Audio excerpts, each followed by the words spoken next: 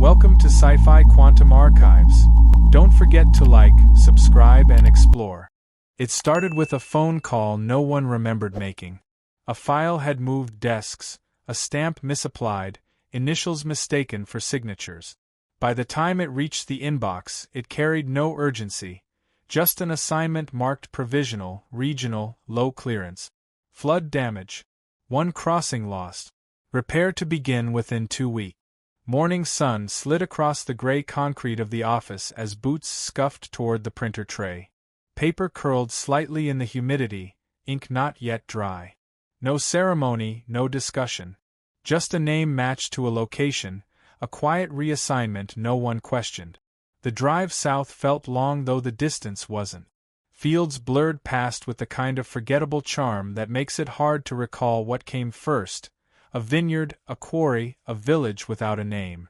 At the edge of a department line, the road split toward the valley, gravel grinding under tires as the navigation system flickered and reset twice, no signal beyond a certain bend. The bridge hadn't been old, just overlooked. Seasonal rains had weakened its central piers. A landslide had done the rest. Rubble still lay scattered downriver, silt stained the banks where roots clung to broken soil. Dust clung to the boot. Heat rose from the valley floor. A few crows circled high overhead. Hands rested at the hips, eyes squinting against the afternoon glare. Not much to see at first, just a stretch of emptiness where something once stood. But something else lingered. Not memory exactly. More like recognition without origin. A shape pressed faintly behind the eyes, like tracing a curve with closed fingers. The air had a taste that didn't belong to this season, mineral-rich, metallic, as though it had passed through old pipes and come out clean. He didn't move for a while. The gorge narrowed at the center, the rock shelf dipping into a notch like a keystone not yet placed.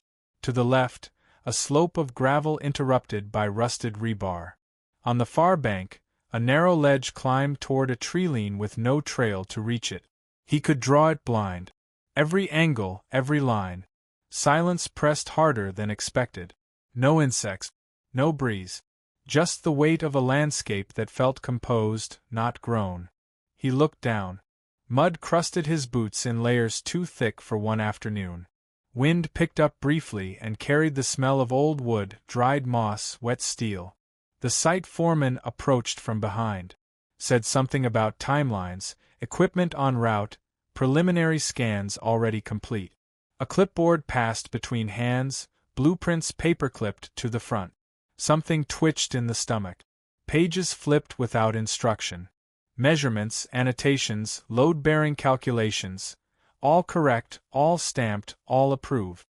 His initials marked in the margin. Not one line felt familiar. Yet nothing surprised him. A page near the back held a cross-section. Side elevation with tension geometry precisely mapped. His eyes followed the arch. Hadn't thought about that curve in years. The foreman spoke again, asking about modifications or topographic adjustment. The voice faded as he turned back to the valley. Heat shimmered on the gravel. Across the bank, shadow passed over the ledge. He had never been here. Still, every part of this place waited for him like it always had. The river curved in a way no blueprint could explain. Not sharp, not gentle, more like hesitation captured in terrain. Where the water slowed, sediment darkened into rust-colored streaks, each one bending in familiar shapes. Footsteps faltered near the edge. Gravel shifted beneath the soles. A memory moved just beneath thought. No words, no moment to point to, just pressure, quiet and absolute. Eyes traced the opposite ridge where limestone jutted through brush in jagged outcrops, none taller than a person, yet arranged like markers. Each stone leaned at an angle that felt designed rather than weathered. A knot tightened low in the spine. Not fear. Not confusion. Something more difficult to place. Recognition without context. Further upstream, the path narrowed. A tunnel emerged from rock, half concealed by ivy, its opening worn smooth as though wind or time had passed through it longer than the mountain had stood. No mention of it in the schematic. No warning signs. No fencing. just space carved into silence. The first step inside felt too familiar. Not the kind of familiarity born of similar places, but the kind that belongs to private things. Nightmares. Childhood constructions. Rooms remembered before they're entered. Air cooled instantly. Moisture clung to skin. The ceiling sloped lower than expected, enough to force a slight hunch. Pebbles scattered with each movement, but the sound died quickly, as though the tunnel drank every sound before it reached a second ear. Walls bore markings, scratches, indentations, shapes too rounded for tools, too patterned for erosion. Fingers grazed the surface without intent. A section near the base curved inward like the corner of a stairwell never finished. Light thinned halfway through. No torch, no phone, just that faint trace of daylight behind. But vision held firm, as if something inside remembered the layout even before it was visible. A sharp bend led left. Past it, nothing but a hollowed chamber no larger than a dining room. Ceiling collapsed inward long ago, moss clinging to one side like something hiding, not growing.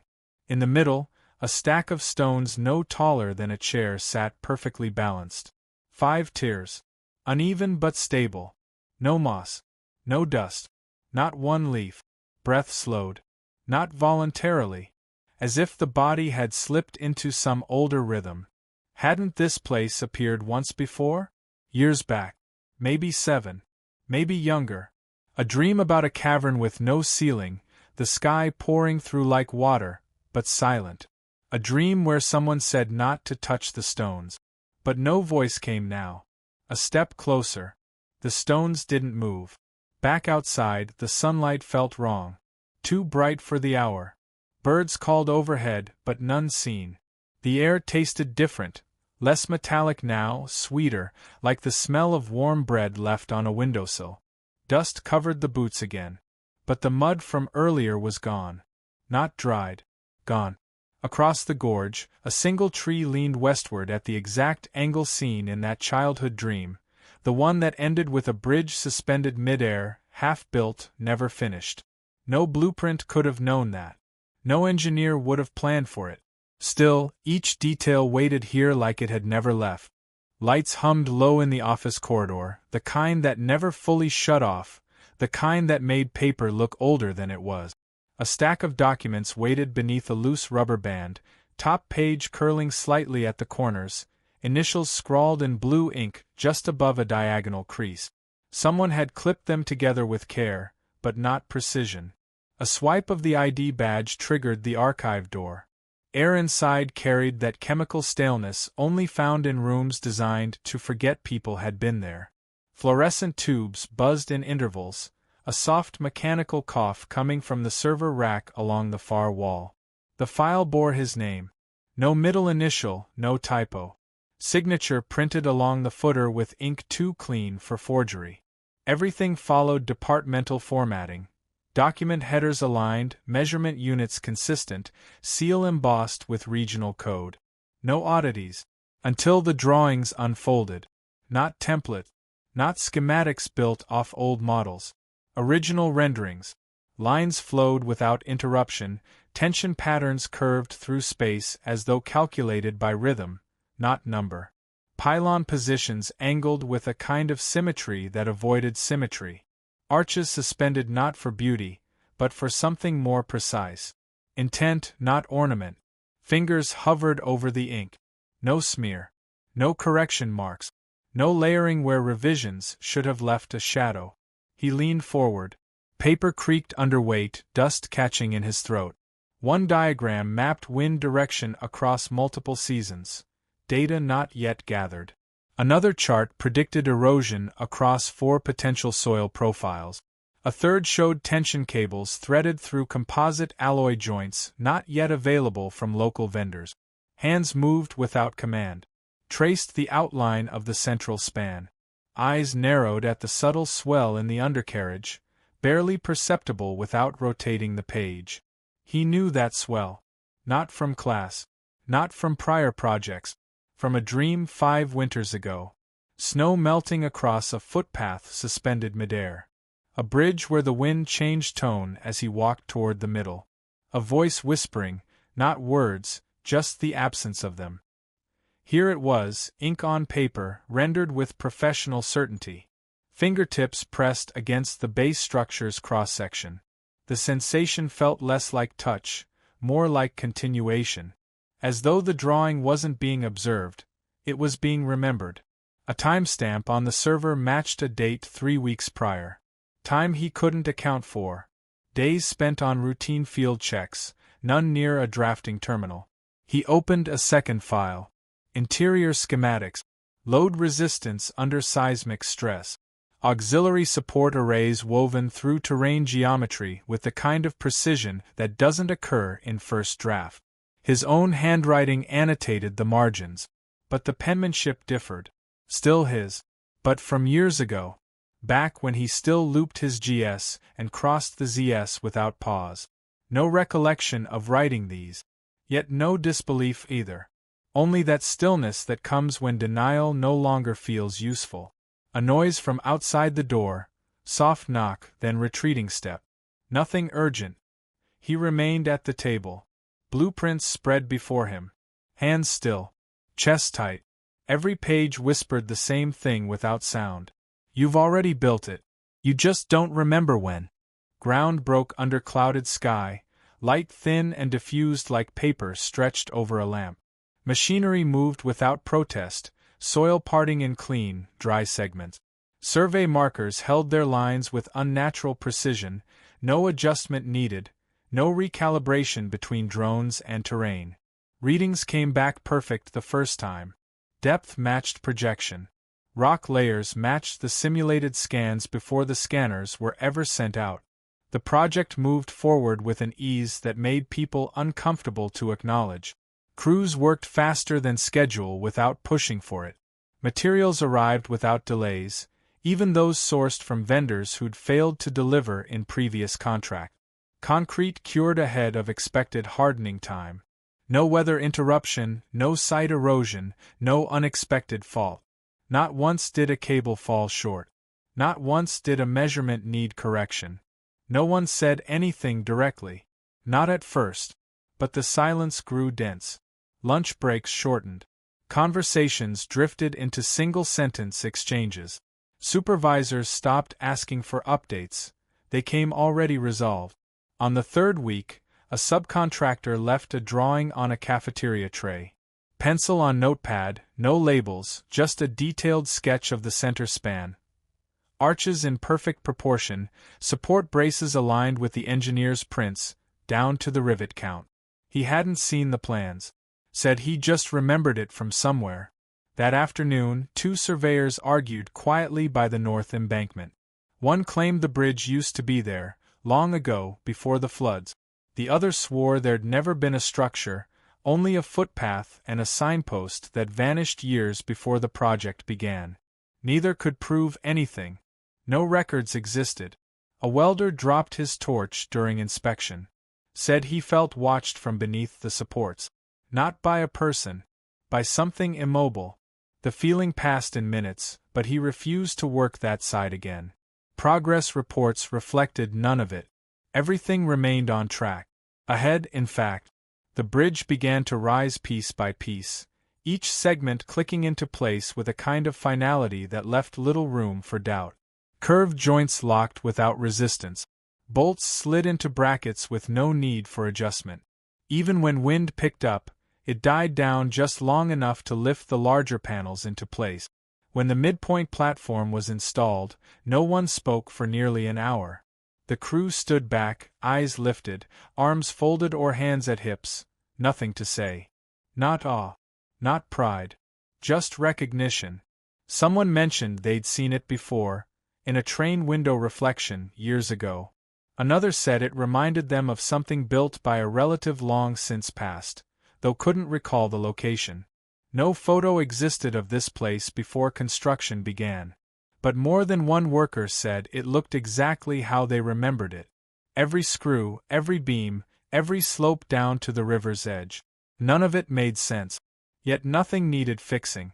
Children gave it the name without discussion. One used it during recess, the others followed. A teacher asked where they'd heard it, and none could explain. They just called it that, the Echo Bridge. No story behind it. No folklore. Only the certainty that it existed before it was built. Drawings appeared in notebooks, crayon lines bending with too much precision for idle hand. Not crude shape. Not fantasy sketches. Spans drawn with correct proportions. Arch forms too consistent for chance. Some included scaffolding, but never finished deck. Others showed incomplete railings or half-poured footpaths.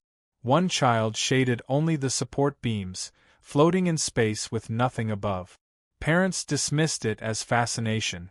Construction projects attract attention, especially ones so exposed. But these children hadn't visited the site. One lived 2 towns away. Another had only seen it once in passing from a train. A girl woke from sleep one morning and said she had walked across it, barefoot, with water far below and mist touching her knees. Her mother laughed. Her father didn't. No adults used the name. It felt too precise. The first outsider arrived on a Thursday afternoon. Old boots, pressed jacket, leather folder tucked beneath one arm. No invitation. No affiliation. He approached the perimeter without hesitation and stopped near the eastern support. Hands stayed in his pockets. Head tilted forward. He didn't speak at first. Just stared. Breath short, but not from fatigue. Not awe either. Something closer to vindication. He asked for no tour. Gave no introduction. Only said he had seen this place before. Summer of 1973. Hiking with his brother.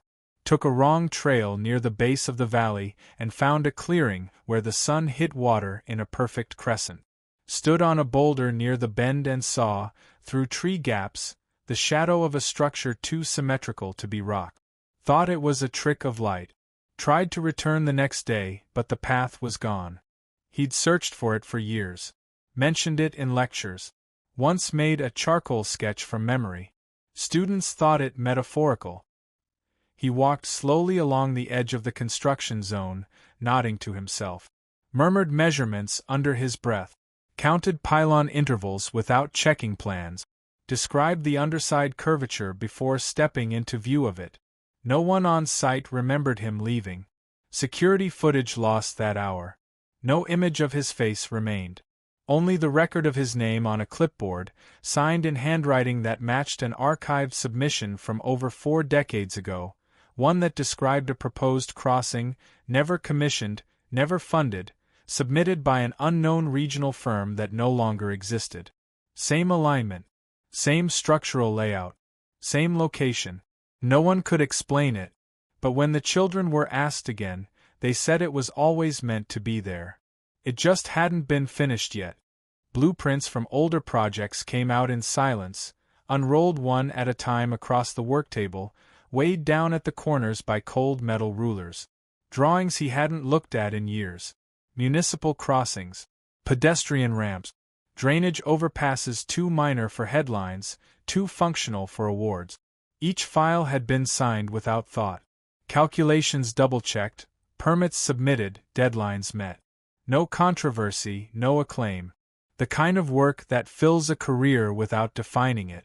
Yet the lines betrayed something else. A footbridge built in Saint-Étienne bore the same compression arc, angled 5 degrees off-center, meant to resist lateral sway. At the time, it had seemed like innovation. Now it matched the east side support of the new span precisely. Not similar. Identical. A walkway from a housing project north of Marseille featured suspension cables arranged in asymmetrical trios, a choice made late in planning after supply constraints. That configuration now formed the base rigging of the current design. Not close. Matched to the decimal. One structure after another unfolded the same way.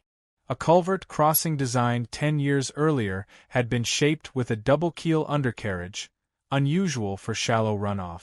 The shape hadn't made sense then. It did now. It was the bridge's base layer, rotated 90 degrees and scaled down. No template had carried these over. No engineer keeps such quirks unless they're intentional. These hadn't been. Hands turned the pages slowly. Margins bore notes in his handwriting. Not recent. Curled letters from earlier years, certain strokes rounded instead of slashed, as if written by someone who hadn't yet learned how his own hand would settle. Drawings from university coursework surfaced next, buried in storage folders under dust and old graph sheet. Sketches done in margin space during long lectures. Some labeled, others not. In one, a bridge appeared, not full, not named. Just the underdeck curve, drawn 3 times at different lengths, annotated with half-finished formulas that didn't belong to any known structural equation. Another showed a crossing with a twisted incline that bent against gravity, impractical, dismissed. But its silhouette traced the north slope of the current build. A sense settled that was neither clarity nor confusion. Not inspiration. Not theft. Placement. Like fragments scattered over decades had been building toward this, hiding inside function, wearing the face of utility. Not coincidence. Not echo. A kind of drift. Quiet, patient, unannounced. The realization didn't bring fear. Only a narrowing of focus. He hadn't invented this bridge. He'd just been carrying it, piece by piece, without knowing, without choosing. The apartment grew smaller without changing shape. Curtains stayed drawn through daylight, and the walls took on a dull warmth like dried bone. No music, no television, just paper laid across every surface, layered with sketches, cross-sections, fragmented blueprints, each one pulled from boxes unopened in years, some still marked with moving tape, corners softened from travel. Journals surfaced first. Spiral-bound from early coursework. Margins thick with diagrams, notations, half-formed equations. In one, a bridge appeared across 5 pages, never full, never named. Segments scrawled between lecture notes, equations interrupted by curved beams, load pathways drifting between unrelated assignments. Childhood drawings came next. Stored in an envelope from a school portfolio, age-stained and slightly brittle. One sheet showed a crayon arch stretching over a red scribble meant to be water. Pylons wrong in scale but correct in count. Another showed cable lines drawn in blue ink. 6 total, angled precisely as they appear now, down to the asymmetry. No caption. Just a date in shaky handwriting. He hadn't remembered drawing them. University archives opened reluctantly. Old backups on scratch disk. Project files named by month, not purpose. Among them, a digital model with missing textures rendered in a program no longer supported. The shape rendered slowly, gray, flickering slightly, suspended in the center of a window no longer sized for modern screens. It was crude, broken, incomplete. But the form was unmistakable. Too many pieces matched. Too many variables resolved without effort. One email to a neurologist yielded a reply 3 days later. A short meeting was arranged. The office smelled of varnished wood and filtered air. Questions came in sets. Dream history, family illness, sleep duration, stimulant use. The answers offered little. Latent imagery. Procedural memory. Subconscious pattern retention. None of it wrong. None of it complete. A second consultation followed, this time with a sleep researcher. Electrodes, controlled lighting, breath monitors. 3 nights on a cot beneath humming equipment. Results came clean. No disorder. No trauma. Only one anomaly. Brain activity during REM mapped to regions typically quiet during dreams. A graph printed in silence. The technician said it meant nothing. He knew it did. Returned home to more sketches. More pages spread like offerings. Work stopped. Phone off. Calls unanswered. Meals became mechanical. Light bulbs burned out and were not replaced. Hours stretched without pattern. Not seeking an explanation anymore. Not looking for cause. Just watching how the pieces had arranged themselves around him.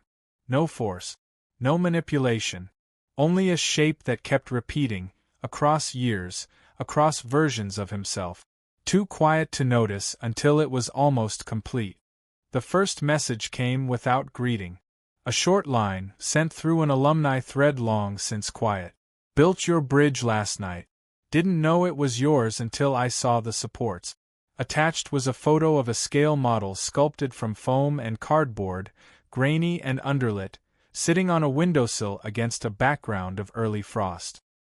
He stared at the angles, traced the undercarriage in the shadow, followed the curve of the arch. Not similar. Not inspired. The same.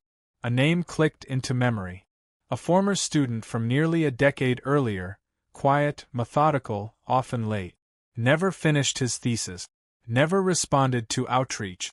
A second message arrived 3 days later. This one unsigned, mailed in a plain envelope with no return address. Inside, a folded photograph of a stone sculpture displayed in a gallery catalog.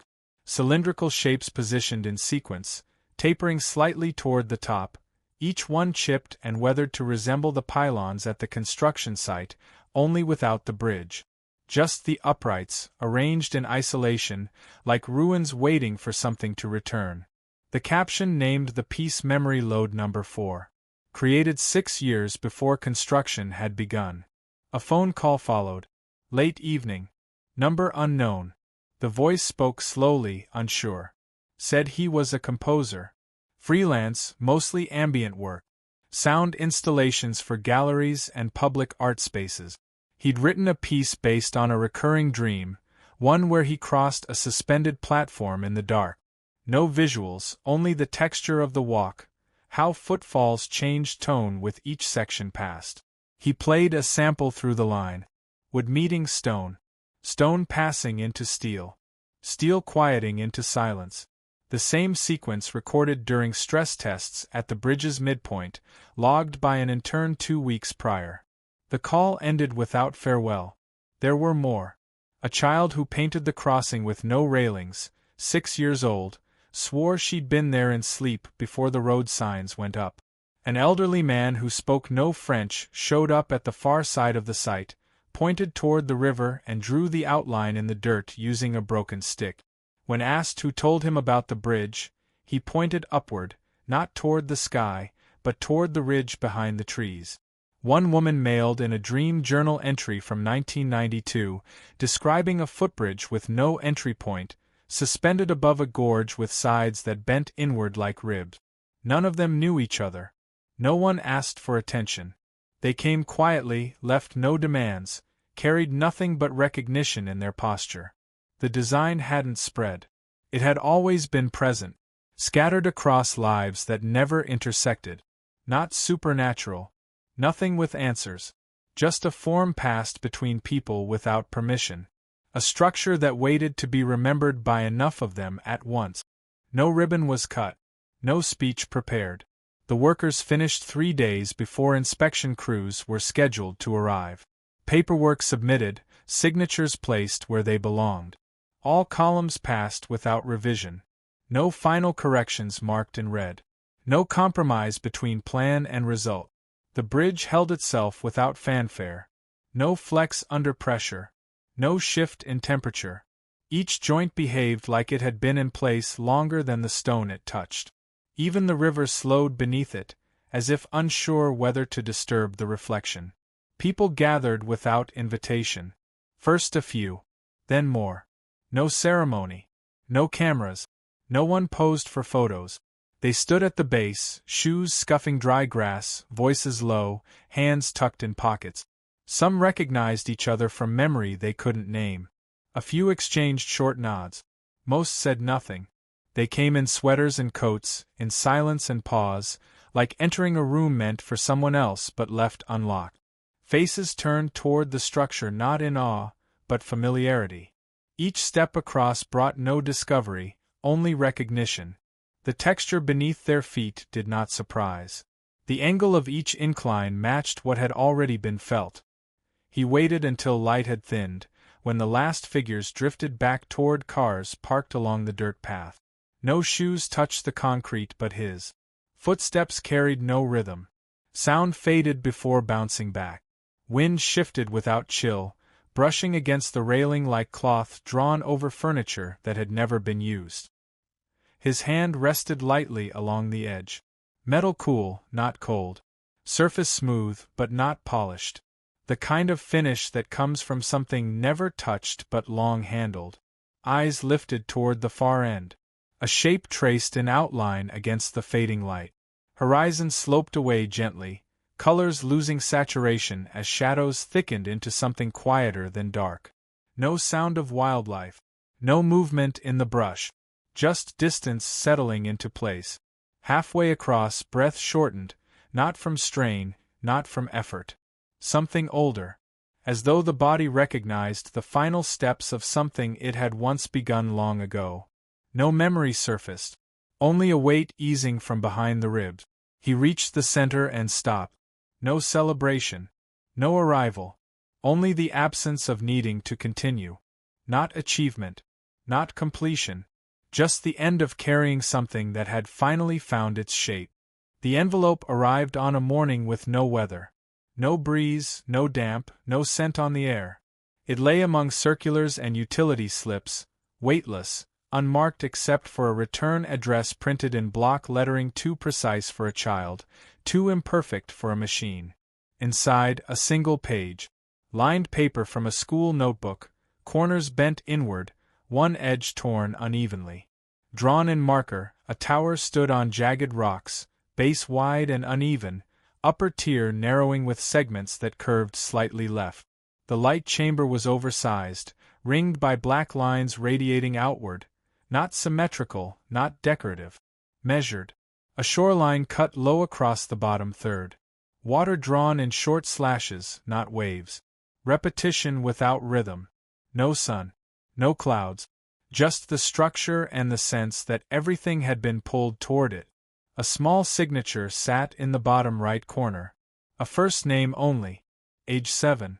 He stared until light changed on the floorboards. Shadow moved across the tile in slow layers. Fingers brushed the tower's outline without contact. The scale was wrong. Too narrow at the base. But the rest correct. Not imagined. Not symbolic. Real. The stone casing, the angle of foundation bracing, even the misalignment between the top and middle window, a structural anomaly introduced to counter wind shear at coastal altitude. A detail not taught. A detail rarely built. He had seen it. Not in waking. Years ago, in a dream soaked with rain, standing at the bottom of a hill where grass grew in patches too wide to step over.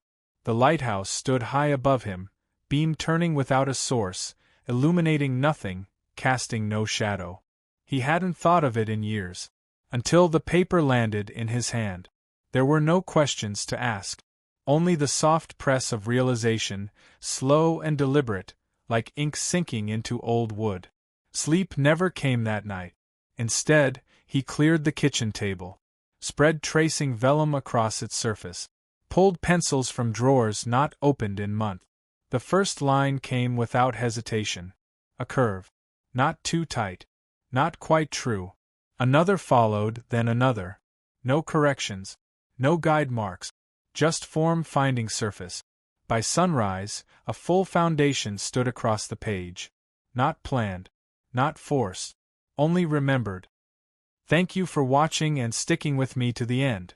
Now, if you believe humanity deserves a future among the stars, do subscribe now. Only those who'd abandon Earth to its fate will scroll past.